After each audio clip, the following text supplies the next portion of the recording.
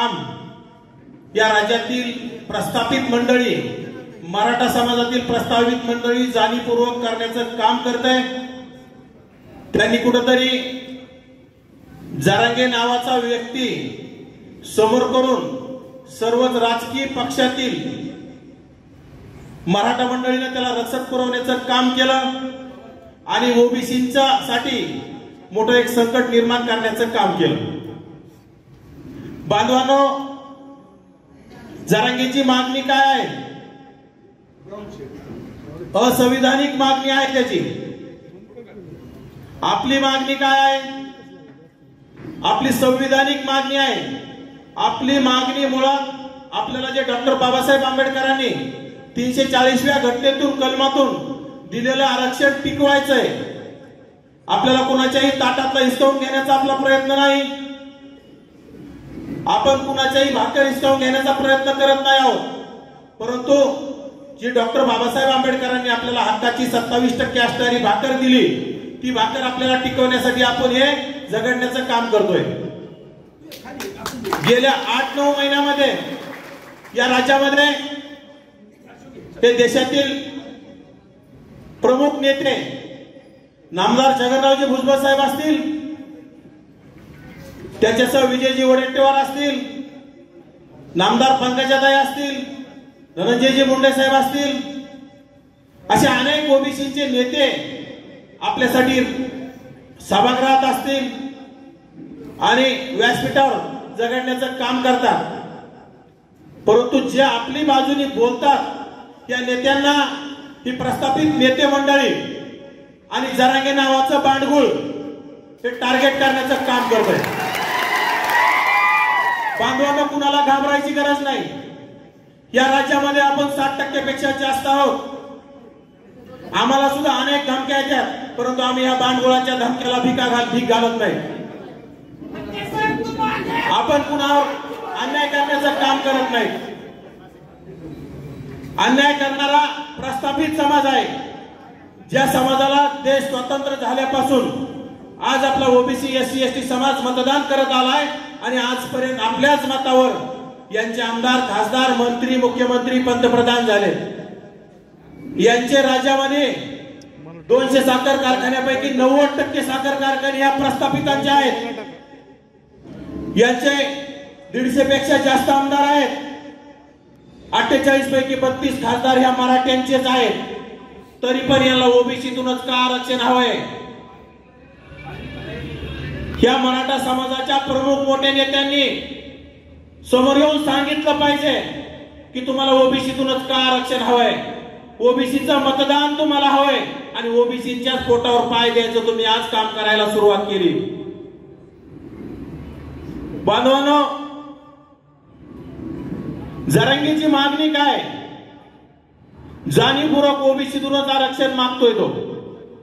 आणि आज मराठा समाजाला ईडब्ल्यूएस मध्ये सुद्धा 10% आरक्षण मिळतंय, एससीबीसी मध्ये सुद्धा आरक्षण मिळतंय। आज 57 लाख बोगस कुणबी नोंदींच्या मार्फत या राज्यामध्ये 57 लाख बोगस प्रमाणपत्र वाटप करून ओबीसी मध्ये सुद्धा यांनी घुसखोरी करण्याचं काम केलंय। तरी सुद्धा यांचं पोट भरायला तयार नाही। जरांगे हट्ट करतात आणि जातीवादी राज्य सरकार, जातीवादी मुख्यमंत्री एकनाथ शिंदे त्याचे हट्ट पुरवण्याचं काम करतायत। आज या राज्यामध्ये 18 पगड जातीमध्ये 18 आलुतेदार आणि 12 बलुतेदार असणारा माझा ओबीसी समाज, भटके विमुक्त समाज, जो आज कष्ट केल्याशिवायच्या पोटाला भाकर मिळत नाही, त्याच्या ताटातली भाकर हिसकावून घेण्याचं हे पापी सरकार काम करत आहे। यासाठी आपण सर्वांनी एकत्र येण्याची गरज आहे। आज प्रत्येक जिल्ह्यातील मराठा प्रतिनिधीने जरांगेच्या आंदोलनाला पाठिंबा देण्यासाठी अनेक आमदार, खासदारांनी पत्र देण्याचं काम केलंय। आपलं सुद्धा आंदोलन सुरू आहे। आपल्या आंदोलनाला यांनी पाठिंबे दिले का? याला लाजा वाटतात का आपल्या आंदोलनाला पाठिंबे द्यायला? विधानसभा लागली की सर्वांना मतं मागायला सर्वात अगोदर तुमच्याकडे येतील ते। त्यावेळेस आपण सुद्धा यांना आठवणीत ठेवलं पाहिजे।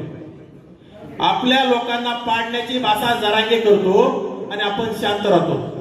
आपल्या देशाचे सर्वोच्च नेतृत्व आदरणीय भुजबळ साहेबांना आरेरावीची भाषा भुजबळ साहेबांविषयी गलिच्छ भाषेत शिवीगाळ करण्याचं काम हे जरांगे नावाचं बांडगुळ करतोय, तरी पण ओबीसी समाज शांत आहे. मराठा आरक्षणाला कुठं विरोध केलाय आजपर्यंत? आपल्या ओबीसी नेत्याचे ओबीसीच्या 27% आरक्षणाला धक्का न लागता त्यांना वेगळं आरक्षण दिलं पाहिजे. आणि हे मुख्यमंत्री सुद्धा समोरून आपल्याला सांगतात ओबीसीच्या आरक्षणाला धक्का लागणार नाही, आणि आतून सर्रास कुणबीचे प्रमाणपत्र वाटप करण्याचं काम सुरू आहे. आज राज्यामध्ये 57 लाख प्रमाणपत्र वाटप झाले. ओबीसीचं आरक्षण 80% धोक्यात गेलंय. स्वतः जरांगे नावाचा माणूस आपल्याला सांगतोय 80% आम्ही ओबीसीत घुसलो, आता राहिले 20%.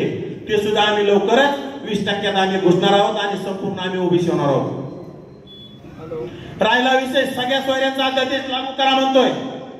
याला संविधान कळत नाही, याला मंडलायुक्त कळत नाही, याला राजकारण सुद्धा कळत नाही आणि समाजकारण सुद्धा कळत नाही. कुठंतरी या मराठा समाजाच्या प्रस्थापितांनी याला पूर्ण रसद पुरवून काय बोलायचं आणि ओबीसीच्या विरोधात बोलण्यासाठी उभं केलेलं हे बांडगुळ आहे. आणि आज राज्य सरकार मागेल ते त्याला देण्याचं काम करतंय. जर सगळ्या सोयऱ्यांचा जर अध्यादेश काढण्याचं काम या राज्य सरकारने केलं तर फक्त ओबीसी समाजाचं आरक्षण धोक्यात नाही, माझ्या एससी एसटी बांधवांचं सुद्धा आरक्षण धोक्यात आहे. संपूर्ण आरक्षण धोक्यात येईल. यामध्ये उदाहरण समजा, एखाद्या ब्राह्मण समाजाच्या उच्चवर्णीय समाजाच्या व्यक्तीनं एससी एसटी समाजातील मुलगी पत्नी म्हणून स्वीकारली तर त्या पूर्ण उच्चवर्णीय समाजाला सुद्धा एससी एसटीचं आरक्षण द्यावं लागेल. जसं की जरांगेच्या म्हणण्यानुसार म्हणजे आरक्षणच संपुष्टात आहे. या राज्य सरकारला संविधानाच्या विरोधात काम करायचंय आणि संविधानाच्या विरोधात हे राज्य सरकार काम करतंय. या राज्यामध्ये लोकसभेला संविधानाच्या विरोधात काम केलं करणारं सरकार म्हणून लोकांनी भाजपला हद्दपार करण्याचा प्रयत्न केला, परंतु भाजपच नाही तर पूर्णच या राज्यातील मराठा नेते संविधानाच्या विरोधात आहे. आणि यांना कुठेतरी आपले राज्यात ग्रामपंचायत सदस्य होतात, सरपंच होत आहे, पंचायत समिती सदस्य होत आहे, जिल्हा परिषद सदस्य होत आहे, पंचायत समितीचा सदस्य होत आहे, जिल्हा परिषद सभापती, जिल्हा परिषद अध्यक्ष, नगरसेवक, नगराध्यक्ष, महापौर होते. हे यांना जमत नाही. आज 27% आरक्षणात पूर्वीच बरेचसे आपल्यामध्ये घुसखोरी झालेली आहे आणि आता तर आपल्याला ग्रामपंचायत सदस्य सुद्धा होऊ नये असं यांनी तयारी करण्याचं काम केलंय. त्यासाठी बांधवांनो, गेल्या 8-9 महिन्यापासून या राज्यामध्ये अनेक मेळावे झाले. आदरणीय भुजबळ साहेबांच्या नेतृत्वात सर्वच ओबीसी नेत्यांनी मेळावे घेऊन सरकारला जाब विचारण्याचं काम केलं. पण तरी पण सुद्धा त्या जातीवादी राज्य सरकारनं या आपल्या ओबीसीच्या नेत्याच्या मागणीकडे दुर्लक्ष करण्याचं काम केलं. अनेक आंदोलन आम्ही सुद्धा केले, ज्यामध्ये मोर्चे असतील, मेळावे असतील, परंतु राज्य सरकारचा कुठेतरी एकतर्फी विषय चालला होता. आणि नंतर आम्हाला कुठेतरी वाटलं की जरांगे उपोषण करताय काय आणि दुसऱ्या तिसऱ्या दिवशी जे राज्य सरकार त्याच्या पुढे रेड कार्पेट टाकून लोटांगण घेण्याचं काम करताय काय. अनेक मंत्री त्याच्या पुढे लोटांगण घेण्याचं काम करताय. निवृत्त न्यायाधीश त्या जरांगेला सर करताय. जो 5वी नापास असणारा जरांगे याला जर निवृत्त न्यायाधीश सर करत असेल तर संविधानाचा अपमान नाही तर काय आहे.